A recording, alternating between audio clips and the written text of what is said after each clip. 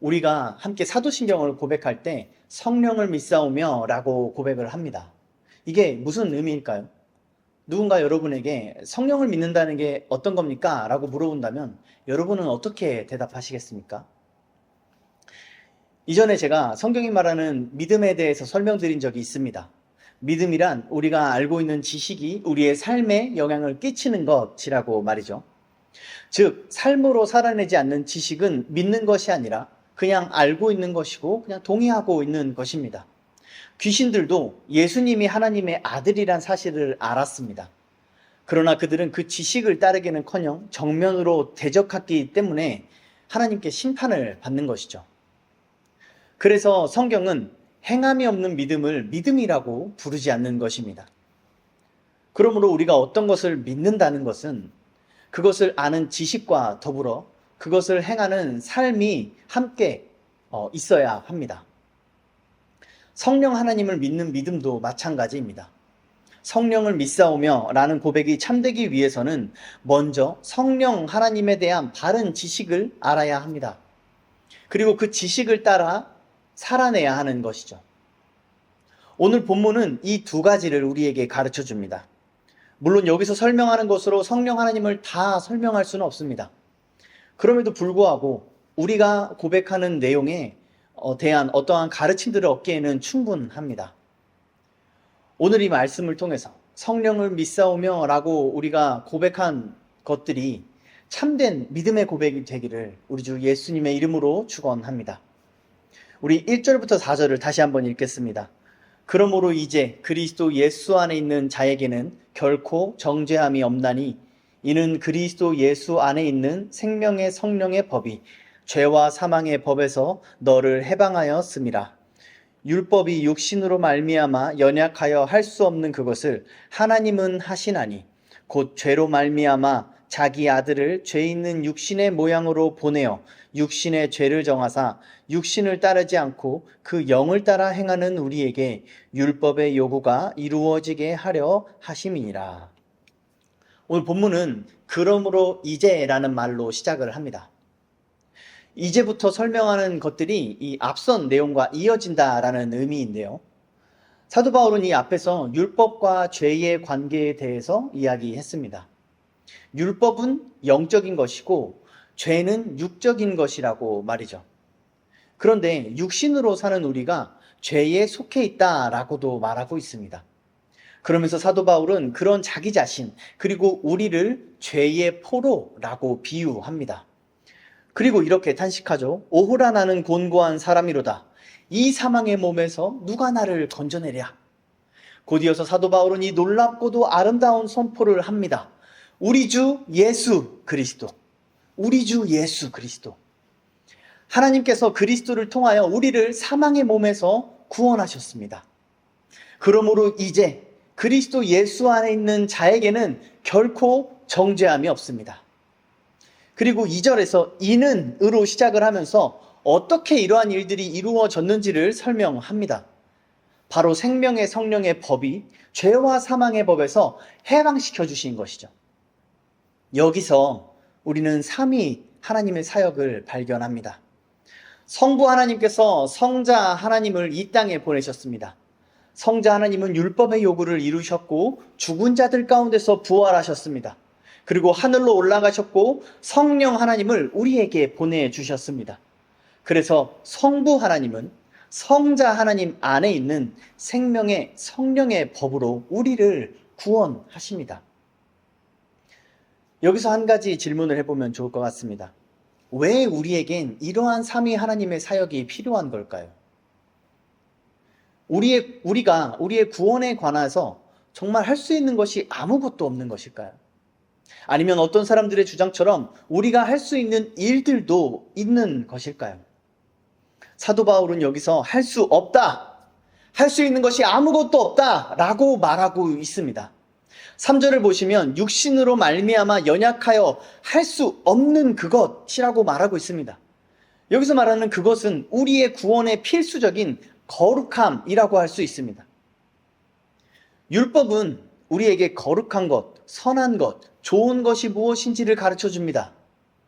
그것을 양심이라고도 부르고 또 자연법이라고도 표현하죠. 이것은 사람이라면 누구에게나 생득적으로 가지고 있는 법을 의미합니다.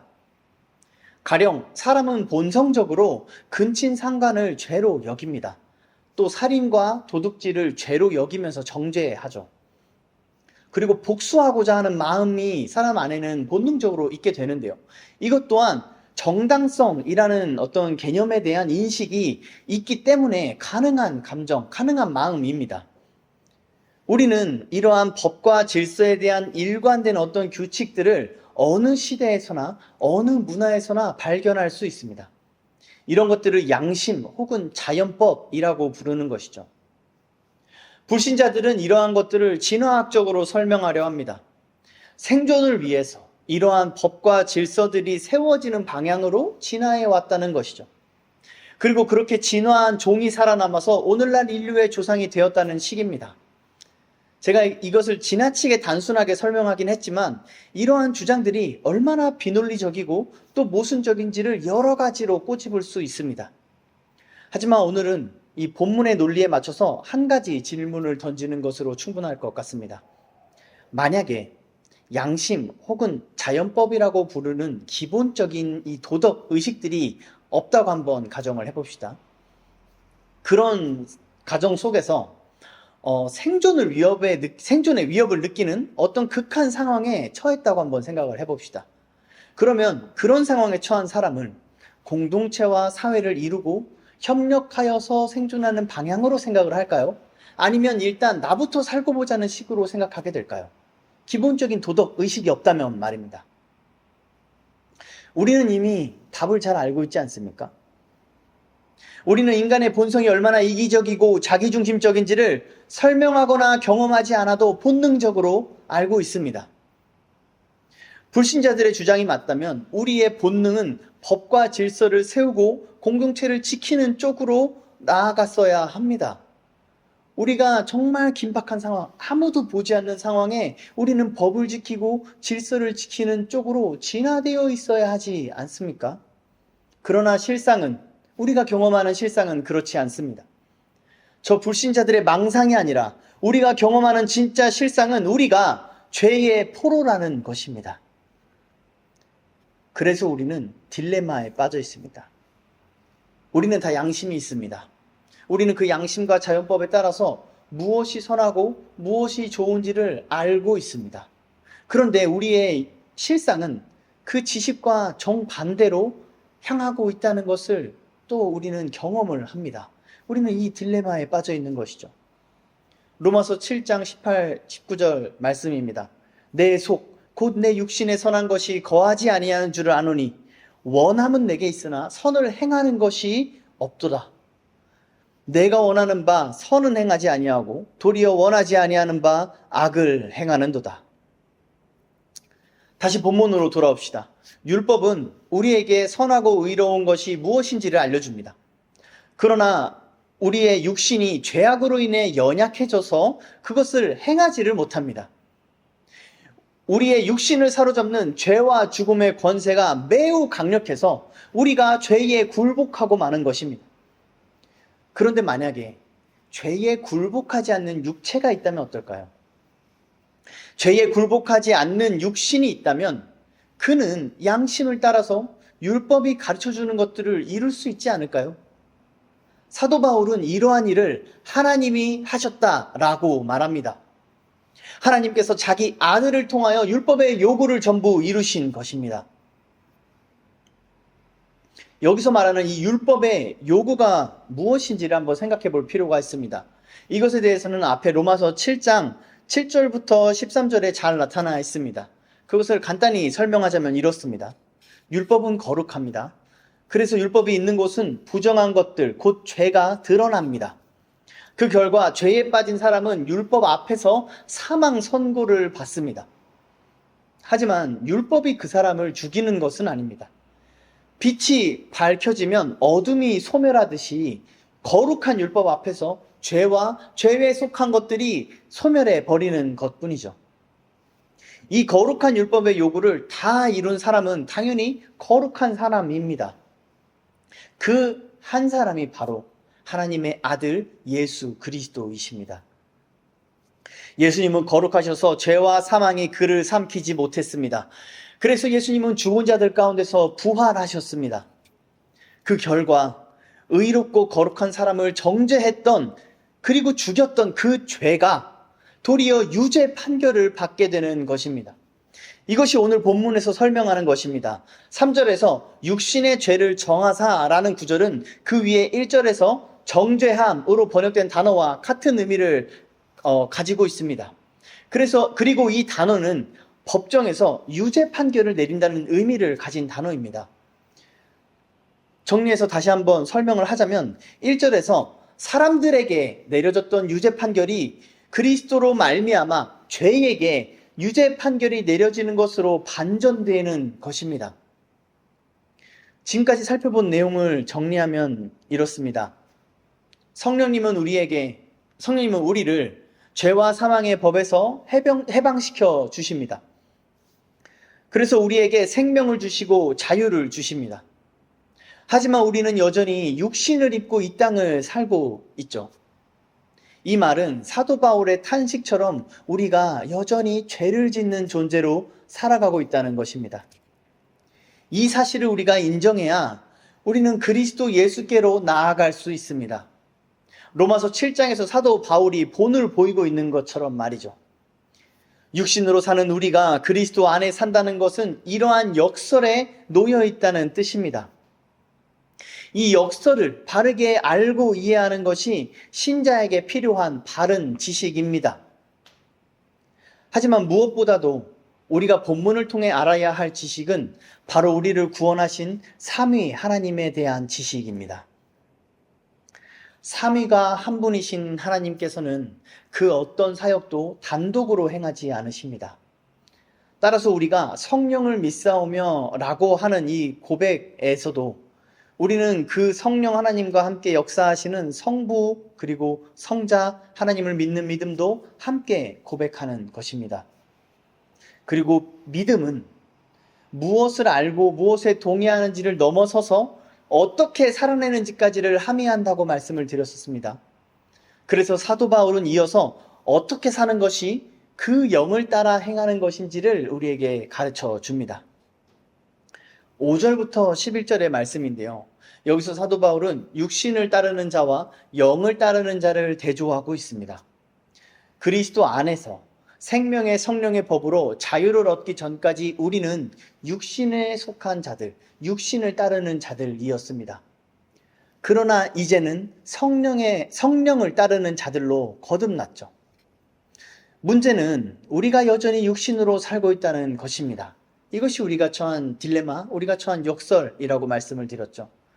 그래서 우리는 우리 안에 계신 성령을 따라서 무엇이 선하고 무엇이 옳은지를 알고 그것을 행하고 싶어 하지만 우리의 육신이 옛 습관을 따라서 관성에 이끌리듯이 우리 몸에 익숙한 죄악으로 자꾸만 기울이게 되는 것입니다. 사도 바울은 여기서 이 따르는 것이라는 표현을 다르게도 표현을 하면서 그 의미를 입체적으로 우리에게 가르쳐 줍니다. 6절, 7절에서 이 따르는 것은 생각하는 것임을 우리에게 가르쳐 줍니다. 여기서 생각으로 번역된 단어는 사상이나 목적, 가치관으로 삼는 것들을 의미합니다. 이것을 8절에서는 그 안에 있는 것이라고 말하고 있습니다. 이 표현은 앞장 7장 21절에서 사로잡혀 있다라는 의미와도 이어진다고 볼 수 있습니다. 사람은 반드시 무언가를 따라 살게 마련입니다. 사람은 저마다의 사상과 신념과 가치관과 철학, 또 목적 같은 것들을 마음에 지니고 살아갑니다. 나는 아무것도 따라 살지 않아 라고 말하는 사람도 있습니다. 하지만 그렇게 말함으로써 아무것도 따르지 않는다는 자신의 가치관을 드러내고 있는 것이죠. 그래서 사실 이렇게 말하는 것이 가장 미련한 태도입니다. 핵심은 이것입니다. 우리가 스스로를 그 가치관이나 사상을 결정하고 주도하는 주체로 여긴다는 점입니다. 나 자신이 어떤 가치관을 따를 것인지, 어떤 목적을 따를 것인지를 내가 결정한다고 여기는 것이죠. 그러나 실상은 그 가치관이나 사상에 지배를 받고 있습니다. 그러므로 인생에서 가장 중요한 질문은 어쩌면 이 질문일 것입니다. 무엇을 따라 사는가? 사도 바울은 오직 두 선택지밖에 없다고 말하고 있습니다. 하나는 육신이고 다른 하나는 그 영, 곧 성령이시죠. 그리고 본문은 각각을 따르는 삶의 양상이 어떠한지를 서술하고 있습니다. 육신을 따라 사는 것은 하나님을 대적하여 하나님과 원수가 되는 것입니다. 다시 말해서 하나님의 법을 따르지 않고 따를 능력도 없는 것입니다. 따라서 당연히 하나님을 기쁘시게 할 수도 없고 심지어 그러한 일에 전적으로 무능합니다. 그리고 그 자체가 사망인 셈이죠. 하나님은 궁극적인 의미에서 하나님 자신만을 기뻐하십니다. 따라서 성령 하나님은 하나님을 기쁘시게 하는 일에 가장 탁월하시죠. 그리고 본문은 그 성령 하나님을 생명의 성령이라고 말하고 있습니다. 하나님께서 기뻐하시는 그것이 곧 우리의 생명이라는 말입니다. 그렇기 때문에 그 대척점에 있는 것이 사망, 곧 죽음이라는 것이 당연하겠죠. 사도 바울은 이 성령을 따라 사는 사람에 대해서도 설명을 해줍니다. 그는 하나님 안에 거하고 하나님께서도 그의 안에 거하십니다. 그리스도 예수 안에 있는 생명의 성령의 법이 그 사람 안에서 역사하는 것입니다. 그래서 그는 하나님의 법을 따르고 심지어 더욱 따르기를 원하게 됩니다. 성령 하나님께서 그 법을 따를 능력이 우리 그 사람 안에서 그 능력이 되어 주시기 때문이죠. 그러므로 이 사람은 하나님을 기쁘시게 합니다. 그리고 그 자체가 생명이요 평안이 되고 이것을 하나님의 의로서 누리게 되는 것입니다. 이렇게 오늘 본문이 설명하고 있는 두 가지 길에 대해서 한번 정리를 해봤습니다. 우리의 이해를 돕기 위해서 두 가지를 더 정리하면 좋을 것 같습니다. 먼저는 오늘 우리가 본 본문에서 성령님을 어떻게 부르고 있는지를 한번 나열해 볼까요? 9절에서는 하나님의 영 그리고 그리스도의 영이라고 부릅니다. 이 하나님의 영이란 표현은 14절에서도 언급되고 있습니다. 그리고 10절에서는 아예 그리스도라고 부릅니다. 문맥상 이것은 우리 안에 거하시는 성령님을 가리키는 것임을 알 수가 있죠. 계속해서 11절에서는 부활의 영이라고 부르고 있습니다. 그리고 조금 이따 살펴보겠지만 밑에 15절에서는 양자의 영으로 부르고 있죠. 이러한 표현들은 전부 성령 하나님이 어떤 분이신지를 우리에게 설명해 줍니다. 하나님의 본질은 인간의 지성을 아득히 뛰어넘고 있기 때문에 하나의 표현으로 그분을 다 설명할 수 없습니다. 아니, 인간이 할 수 있는 모든 표현을 가져오더라도 우리는 하나님에 대해 다 설명할 수 없습니다. 하지만 이렇게 성경이 가르쳐주는 지식들을 얻는 것은 우리의 신앙에 매우 큰 유익이 됩니다. 특히 성령님을 왜곡해서 가르치는 거짓 교사들이 판을 치는 이 시대에는 더욱 그러합니다. 두 번째로 정리하려는 것은 이 성령님께서 우리에게 주시는 복들이 무엇인가 하는 것들입니다. 먼저 2절을 보실까요? 2절에서는 자유를 주십니다. 그리고 밑에 6절을 보시면 평화를 주시죠. 또 10절에서는 의의를 주십니다. 그리고 이 세 가지, 자유, 평화, 의의 모두가 생명과 연결되어 있음을 우리는 발견할 수 있습니다. 그리고 그 생명은 11절에서 부활을 말씀하실 때 절정을 이룹니다. 성령을 따라 사는 사람의 몸은 죄 때문에 죽은 것이지만 그 몸 또한 그리스도와 함께 부활하게 되는 것입니다. 이로써 성령님은 영에 속한 것뿐만 아니라 육에 속한 모든 죽음까지도 이기시는 능력의 생명의 영이라는 사실을 우리는 깨닫게 됩니다. 이처럼 사도 바울이 성령 하나님에 대해서 입체적이고 풍성하게 우리에게 설명하는 이유는 명백합니다. 육을 따라 살지 말고 이 성령을 따라 살라는 것이죠. 사도 바울은 이 편지를 받는 성도들이 이미 자유를 얻었다라고 말하고 있습니다. 하나님의 영이 그들 속에 있기 때문에 그들은 이미 자유를 얻은 것이죠. 그런데도 여전히 육신에 사로잡힌 노예처럼 살고 있었던 것입니다. 우리도 그럴 수 있습니다. 구원을 받고 성령께서 우리 안에 거하고 계시지만 여전히 세상 사람들처럼 살아갈 수 있습니다. 그렇기 때문에 우리는 오늘 말씀이 가르쳐주는 이 두 가지 길을 깨달아야 합니다. 육신을 따라 사는 길이 얼마나 해롭고 악한지, 또 성령을 따라 사는 길이 얼마나 복되고 선한지를 말이죠. 성령님은 우리에게 넘치는 생명의 복을 주십니다. 예수 그리스도를 통해, 의와 거룩을 통해, 자유와 평화를 통해 우리가 살맛나게 하시는 분이 바로 성령 하나님이십니다. 성령을 믿는 우리는 이미 이러한 복을 받은 사람들입니다. 그러나 동시에 육신으로 살고 있는 죄인이죠. 우리가 이 역설 속에서 성령을 따라 살지 않는다면 우리는 마땅히 누려야 할 이 풍성한 복들을 누리지를 못합니다. 없어서 못 누리는 건 어쩔 수 없다 하더라도 이미 받았는데 그거를 누리지 못한다는 건 얼마나 안타깝고 미련한 것입니까? 그러므로 사랑하는 성도 여러분, 성령을 따라 사시기를 축원합니다. 그것은 삼위 하나님을 우리에게 계시해 주신 하나님의 말씀을 따라 사는 것을 의미합니다. 진리의 그 말씀을 자신의 신념과 가치관과 철학과 삶의 목적으로 삼으시기를 바랍니다. 이렇게 우리가 성령을 따라 살지 않으면 우리는 반드시 육신을 따라 살게 되어 있습니다. 중도는 없기 때문이죠. 심지어 우리는 죄된 육신으로 이 땅을 살기 때문에 성령을 따라 살려는 노력은 우리의 본성을 역류하는 듯한 그런 강력한 저항을 맞이할 수밖에 없습니다. 그러한 저항을 날마다 이겨내야 하는 것이죠. 쉽지 않겠죠. 말씀대로 사는 것은 결코 쉽지 않습니다. 게다가 단순히 강한 의지를 가지고 노력한다고 해서 될 일도 아닙니다. 여러분, 적어도 한 번쯤 그래, 이 말씀대로 살아보겠어. 그래, 이제부터 이 말씀대로 살 거야. 결단해 보시지 않았습니까? 그 의지가 나를 그 말씀대로 살게 하지 못함을, 또한 그 좌절감을 우리는 함께 경험해 보지 않았습니까? 우리의 의지로 우리가 노력한다고 해서 우리가 이렇게 살 수 있는 것은, 성령을 따라 살 수 있는 것은 아닙니다. 성령을 따라 사는 것은 삼위 하나님과 그분의 복된 말씀에 대한 올바른 지식을 가져야만 가능합니다. 사도 바울은 이 본문 뒤에 로마서 10장에서 이러한 내용들을 말하면서 올바른 지식을 따르지 않는 열심은 심지어 열심히 하나님을 대적하는 것이라고까지 말을 합니다. 그렇게 경고하는 것이죠. 이것은 단순히 성경을 많이 읽고 기도를 많이 한다고 해서 얻어지는 지식이 아닙니다.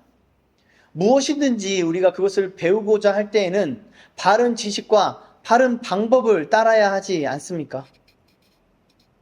이미 초대교회 때부터 종교개혁 시기에 이르기까지 신앙 고백과 교리들로 바른 지식들을 정리한 복된 문서들이 우리에게 있습니다. 이 문서들은 우리가 말씀을 묵상할 때 매우 유익한 질서를 제공해 줍니다. 그런데 오늘날 많은 성도들이 이 신앙 고백서들과 이 교리들, 그것이 기록된 이 문서들을 거의 알지 못합니다. 심지어 이것들을 배울 필요도 거의 느끼지 못하고 어떤 사람들은 적극적으로 거부하기까지 합니다. 정말 이상한 일 아닙니까? 한번 생각해 보시면 진짜 이상한 상황이고 진짜 이상한 모습입니다. 우리가 세상을 살면서 뭔가 새로운 것을 배우거나 또 우리가 가지고 있는 지식을 발전시키려고 할 때 어떻게 합니까? 그것이 잘 정리된 책이나 강의를 찾아서 도움을 받으려고 하지 않습니까? 효율적이고 효과적인 공부 방법이 무엇일까? 또 어떤 방법을 따라야 할까? 그것들을 막 찾아보고 또 그 방법을 따르려고 하지 않습니까? 기왕이면 오랜 시간 많은 사람들에게서 좋다고 인정받아온 것들, 검증되고 확증받아온 것들을 더 신뢰하고 그 방식을 따르려고 하지 않습니까? 하물며 세상에서 조금 더 나은 삶을 살기 위해서라도 우리가 이렇게 노력을 하는데 어째서 우리는 우리의 목숨이 달린 일에 대해서는 그렇게 하지 않는 것일까요? 왜 오랜 시간 많은 사람들에게 확인받은 교리와 신앙 고백은 무시하면서 사실상 아무것도 증명하지 못한 채 그저 유명하기만 한 강사나 목사들의 말을 따르기를 좋아하는 것입니까? 이런 비상식적이고 모순적인 모습은 영적인 문제라고밖에 볼 수 없을 것입니다. 그래서 사실상 말씀대로 사는 것은 아무나 할 수 있는 것이 아닙니다. 9절의 말씀, 오늘 본문 9절의 말씀을 주의 깊게 보시면 사도 바울은 매우 단호하게 이 사실을 말하고 있습니다. 만일 너희 속에 하나님의 영이 거하시면 너희가 육신에 있지 아니하고 영에 있나니 누구든지 그리스도의 영이 없으면 그리스도의 사람이 아니라. 그리스도의 영이 없으면 그리스도의 사람이 아닙니다. 그리스도의 영이 없으면 말씀대로 살지 못합니다. 말씀대로 살지 못하는 사람은 그리스도의 사람이 아닙니다. 그러므로 사랑하는 성도 여러분, 우리가 스스로를 속이지 않기 위해 또 우리가 구원받았음을 더욱 확신하기 위해서라도 우리는 말씀대로 살아야 할 줄 믿습니다. 교리와 신앙 고백을 통해서 올바른 지식을 배우기에 힘써야 하고 그 지식을 따라 살아내기에 우리는 힘써야 할 줄로 믿습니다. 그리고 그 삶을 통해서 성령께서 주시는 넘치는 복들을 맛보고 누려야 하지 않겠습니까? 이것이 본문에서 사도 바울이 권면하고 있는 내용입니다. 로마 교회 성도들아, 너희가 성령을 받았으면 성령을 따라 살아라. 그래서 성령님이 주시는 복을 누려라 라고 말이죠. 그리고 그 복들 중에서 가장 귀한 복이 무엇인지를 우리에게 가르쳐 줍니다. 14절에서 17절을 다시 읽겠습니다. 무릇 하나님의 영으로 인도함을 받는 사람은 곧 하나님의 아들이라. 너희는 다시 무서워하는 종의 영을 받지 아니하고 양자의 영을 받았으므로 우리가 아빠 아버지라고 부르짖느니라. 성령이 친히 우리의 영과 더불어 우리가 하나님의 자녀인 것을 증언하시나니 자녀이면 또한 상속자 곧 하나님의 상속자요 그리스도와 함께한 상속자니 우리가 그와 함께 영광을 받기 위하여 고난도 함께 받아야 할 것이니라. 아멘. 여기서 성령 하나님을 양자의 영으로 부르고 있습니다. 성령님은 우리를 하나님의 자녀가 되게 하시는 분이십니다. 본문은 또한 자녀와 종을 비교하고 있습니다. 자녀는 어떤 존재입니까? 그 존재 자체로 부모님께 사랑을 받는 존재죠. 반면에 종은 그 행함을 통해서 판단받는 존재입니다. 이러한 종과 주인의 관계는 율법적인 관계입니다. 그래서 오늘 본문이 율법과 복음을 대조하는 이 구조 속에서 종과 자녀의 이야기를 말하고 있는 것입니다. 사도 바울은 우리가 뭘 하거나 혹은 하지 않아서 하나님을 기쁘시게 하는 것이 아니라 우리의 존재 자체가 이미 하나님의 기쁨이라는 사실을 우리에게 가르쳐 주는 것입니다. 그러니까 복을 받기 위해서 말씀대로 살아라 라고 말하는 것이 아니라 이미 복을 받은 자로서 그 복을 누리며 사는 것이 바로 말씀대로 사는 것이라고 우리에게 가르쳐 주는 것입니다.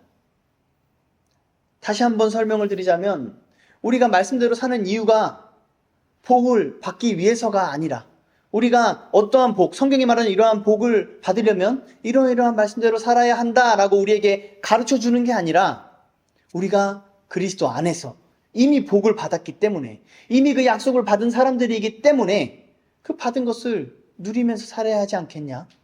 그 받은 것을 누리면서 사는 방법이 뭐냐? 그게 말씀대로 사는 것이다 라고 우리에게 가르쳐 준다는 것입니다. 이 차이는 좀 미묘하게 느껴질 수 있지만 엄청나게 큰 차이를 우리에게 가르쳐 주고 우리에게 결과로서 보여줍니다.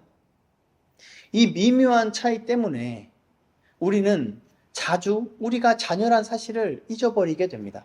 그래서 종처럼 육신에 빚진 자처럼 살아가게 되는 것이죠.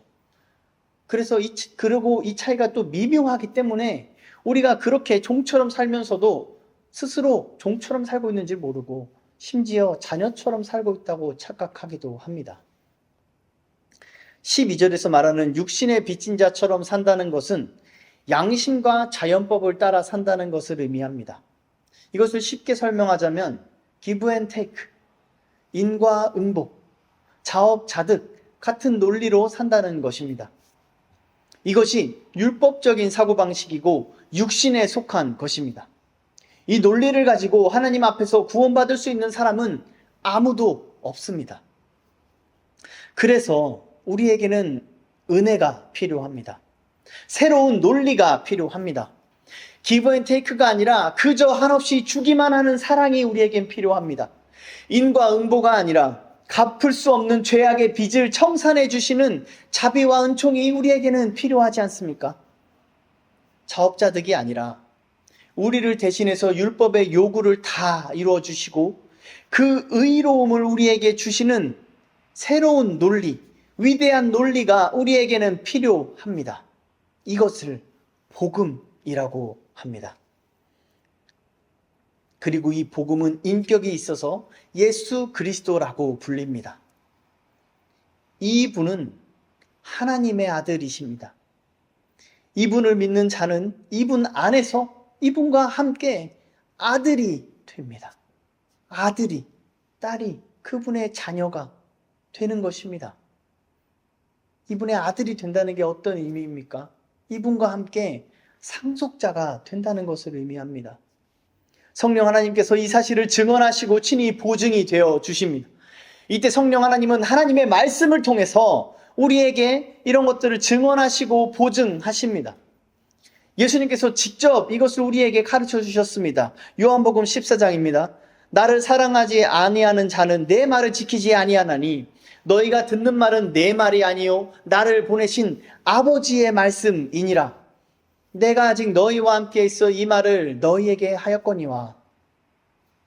보혜사, 곧 하나님께서 내 이름으로 보내실 성령, 그가 너희에게 모든 것을 가르치고 내가 너희에게 말한 모든 것을 생각나게 하리라. 예수님은 아버지의 말씀을 우리에게 남겨주셨습니다. 그리고 성령님은 그 말씀을 우리에게 가르쳐 주시고 생각나게 하십니다. 따라서 우리는 성경 말씀을 통해서만 우리가 상속받은 복들을 누릴 수 있습니다. 우리는 자주 하나님의 말씀에 어긋나는 것들을 하나님이 주신 복으로 착각하곤 합니다. 우리의 육신의 유익이 되는 것을 근거로 하나님이 복을 주셨다라고 속단하는 것이죠. 이런 태도는 우리의 영혼을 병들게 만듭니다. 그래서 진짜 하나님께 속한 복이 무엇인지를 깨닫지 못하게 만들고 그것을 우리에게 알려주는 하나님의 말씀도 깨닫지 못하게 합니다. 그러므로 우리는 성령을 의지하여 하나님의 말씀을 배우고 깨달아야 합니다. 또한 본문에서 우리가 주목해야 할 중요한 것이 있습니다. 바로 17절의 마지막 문장입니다.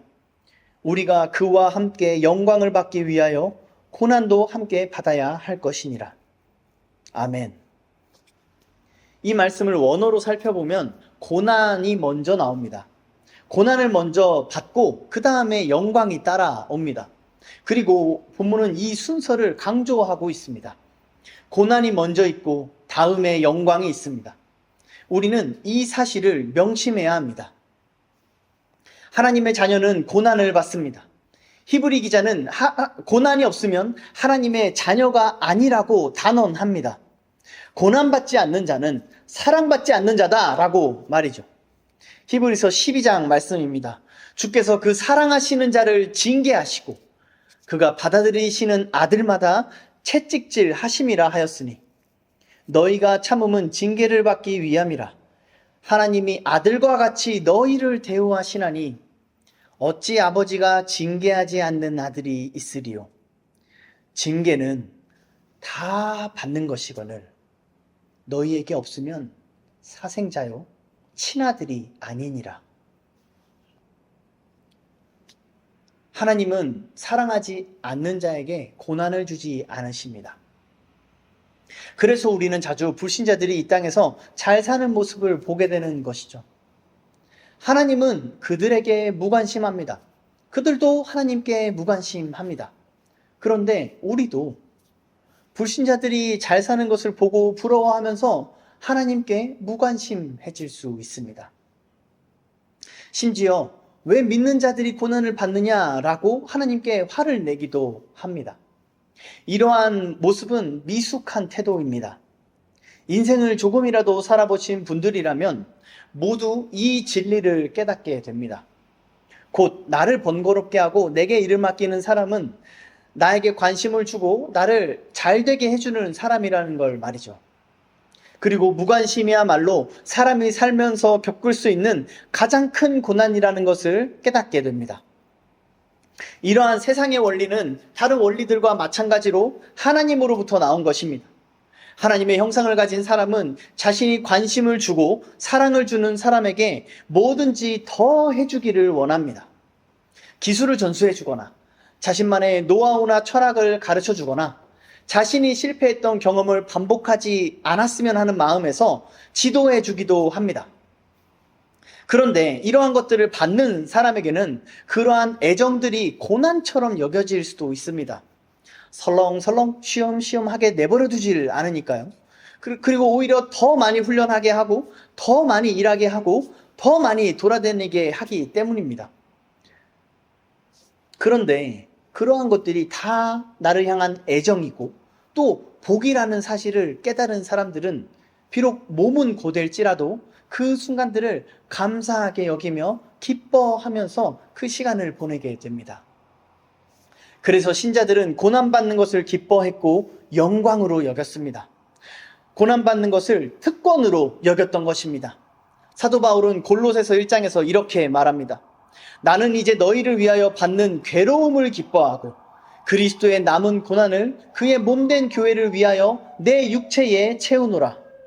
내가 교회의 일꾼된 것은 하나님이 너희를 위하여 내게 주신 직분을 따라 하나님의 말씀을 이루려 함이니라. 이 비밀은 만세와 만대로부터 감추어졌던 것인데 이제는 그의 성도들에게 나타났고 하나님이 그들로 하여금 이 비밀의 영광이 이방인 가운데 얼마나 풍성한지를 알게 하려 하심이라. 이 비밀은 너희 안에 계신 그리스도니 곧 영광의 소망이니라. 우리가 그를 전파하여 각 사람을 권하고 모든 지혜로 각 사람을 가르침은 각 사람을 그리스도 안에서 완전한 자로 세우려 함이니 이를 위하여 나도 내 속에서 능력으로 역사하시는 이의 역사를 따라 힘을 다하여 수고하노라. 여기서 사도 바울은 자신이 고난을 받는 것이 교회를 위하는 일이라고 말합니다. 그리스도인이 받는 고난은 자기 자신과 자신이 속한 그 그리스도의 몸된 교회를 완전하게 세운다라는 것이죠. 이것이 성도가 받는 고난의 유익입니다. 고난은 우리를 완전한 자로 세워줍니다. 그리고 이렇게 고난받는 것이 하나님의 말씀을 이룬다라고도 말하는데요. 이 말씀을 비밀이라고 말하면서 이 비밀이 곧 예수 그리스도다라고 설명합니다. 이때 사도 바울은 너희 안에 계신 그리스도라고 말하는데요. 이 표현은 성령 하나님을 가리키는 표현이기도 합니다. 따라서 신자 안에 있는 그리스도, 곧 성령 하나님이 영광의 소망이다 라고 말하고 있는 것이죠. 이 영광의 소망이 성령을 믿는 사람들에게 있습니다. 성령님은 그 신자 안에서 능력으로 역사하십니다. 그래서 우리는 성령의 능력으로 고난을 받을 수 있고 성령의 능력으로 하나님의 말씀을 이루어가면서 성령의 능력으로 우리는 완전한 자가 되어가는 것입니다. 이게 특권이 아니면 무엇이겠습니까? 가장 높으신 분께서 우리를 친히 높여주시는 이러한 역사는 우리가 드라마에서 흔히 보는 대기업 회장과 말단 직원의 관계를 생각나게 하지 않습니까? 그러나 이 말씀이 우리에게 알려주는 복음은 그보다 훨씬 드라마틱하고 아름답고 영화로운 것입니다. 사도 베드로는 이렇게 얘기를 합니다. 베드로전서 4장입니다. 사랑하는 자들아, 너희를 연단하려고 오는 불시험을 이상한 일 당하는 것 같이 이상히 여기지 말고 오히려 너희가 그리스도의 고난에 참여하는 것으로 즐거워하라. 이는 그의 영광을 나타내실 때에 너희로 즐거워하고 기뻐하게 하려 함이라. 너희가 그리스도의 이름으로 치욕을 당하면 복 있는 자로다. 영광의 영, 곧 하나님의 영이 너희 위에 계심이라. 아멘. 베드로는 그리스도의 이름으로 치욕을 당하면 복 있는 자로다라고 말하고 있습니다. 그리스도의 이름으로 치욕을 당해? 그러면 너는 복 있는 자로다라고 말하고 있습니다. 그런 사람 위에 성령님이 계시다라고 말합니다. 그리고 이 성령님을 영광의 영이라고 말하고 있죠. 마치 영광의 면류관을 쓰는 것처럼 고난 당한 자의 머리 위에 성령 하나님이 계시다고 말하는 것입니다. 베드로는 이 본문에서 그리스도의 고난을 연단, 불시험, 치욕이라고도 말합니다. 어느 단어 하나 쉬운 게 없죠. 그러나 이러한 고난을 당한 자에게만 영광이 있습니다. 이러한 고난에 참여하는 자에게만 하나님의 기쁨과 즐거움에 참여하는 특권이 주어지게 됩니다. 그렇다면 우리는 어떻게 해야겠습니까? 하나님께서 사랑하시는 자에게 고난을 주신다면 우리는 고난을 받음으로 우리를 향한 하나님의 사랑을 경험하고 깨달아야 하지 않겠습니까? 성령을 믿는 사람은 고난을 받습니다. 성령님께서 말씀을 통해 그 고난의 의미를 깨닫게 하시고 하나님의 사랑을 깨닫게 하십니다. 고난만이 하나님의 사랑에 이르는 길입니다. 고난만이 영광에 이르는 길입니다. 고난만이 우리를 완전한 자로 되게 하는 유일한 길입니다. 그래서 우리가 무엇을 구하거나 하나님께 어떤 복을 구할 때, 하나님께서 우리에게 어떤 복을 주시고자 할 때에는 대부분 먼저 우리에게 고난을 주실 것입니다. 우리는 이 사실을 알아야 합니다. 그래서 고난당하는 것을 이상한 일 당하는 것처럼 여기는 것이 아니라 오히려 그것을 즐거워하고 기뻐해야 합니다. 사도 베드로가 권면하는 것처럼 말이죠. 사랑하는 성도 여러분, 여러분에게 이러한 경험이 있으십니까? 여러분은 고난에 참여하기를 즐거워하고 계십니까? 사모하고 계십니까? 우리가 고난을 꺼려하고 두려워하는 이유는 우리의 육신을 의지하기 때문입니다. 육신이 불편하고 힘들고 아픈 것들을 피하고 싶어하고 꺼려하는 마음이 우리 안에 있기 때문이죠. 우리가 육신을 의지할 때, 육신을 따라 살 때 우리는 고난을 피하려 합니다. 그러나 우리는 오늘 말씀을 통해 배웠습니다. 우리가 육신을 의지하면 육신을 따르는 그것은 우리를 망하게 하는 길입니다. 내가 내 육신을 지키려고 하면 할수록 오히려 육신을 죽이게 됩니다. 그러므로 우리는 성령을 따라 살아야 합니다. 생명의 성령을 의지하며 살아야 합니다. 자기의 무능함과 죄악으로 기우는 본성을 깨닫고 인정함으로 성령을 더욱 붙들고 의지해야 하는 것입니다. 자기의 생각과 판단이 아니라 말씀을 따라 살아가야 합니다. 이것은 자녀가 그 부모에게 빈손을 내미는 것과 같습니다. 내가 하겠다고 움켜쥔 손에서 힘을 풀고 빈손으로 우리가 우리 아버지께 내밀 때 인자와 자비가 무궁하신 하나님, 우리의 아버지께서 우리에게 도움을 주실 것입니다. 그분의 영, 곧 영광의 영이요, 생명의 영이요, 자유와 평화와 의의를 주시는 성령으로 우리를 도와주십니다. 우리가 성령을 믿사오며 라고 고백하는 것은 이것을 믿는 것입니다. 이것을 믿음으로 사는 것입니다. 2025년 새해가 밝았습니다. 대부분의 사람들은 새해에는 보다 나은 삶을 기대하면서 여러 가지 계획들을 세웁니다. 금연이나 다이어트를 결심하기도 하고 성경 통독이나 성경 필사를 결심하신 분들도 있을 겁니다. 또 영어나 또 다른 외국어를 공부해야겠다 이렇게 결심하시고 또 실천하시는 분들도 있을 테고, 아니면 자격증이나 여러 가지 고시 공부를 또 그것을 합격을 목표하면서 공부해 나가시는 분들도 있을 겁니다. 사랑하는 성도 여러분, 다른 어떤 것들보다도 여러분들이 2025년엔 성령을 따라 살기로 결단하게 되기를 간절히 축원합니다. 2025년은 성령을 따라 살기로 결단한다. 이것이 여러분들의 가장 우선되고 가장 중요한 결단이 되기를 간절히 축원합니다. 성령을 따라 사는 것은 말씀을 따라 사는 것입니다. 반대로 육체를 따라 사는 것은 자기 마음대로 사는 것이고 세상의 풍조를 따라 사는 것입니다. 말씀을 따라 살기 위해서는 우리의 시선을 말씀에 둬야 합니다. 세상 사람들의 말보다 하나님의 말씀에 우리의 귀를 기울여야 합니다. 그리고 초대교회 때부터 이어져 온 건강한 교리와 신앙 고백들을 우리는 배워야 합니다. 그것들을 기준 삼아서 말씀을 묵상하고 해석하고 적용하기를 훈련해야 하는 것입니다. 이것이 우리의 목숨이 달린 일입니다. 그만큼 엄중하고 긴박한 일이라는 사실을 명심하시길 바랍니다.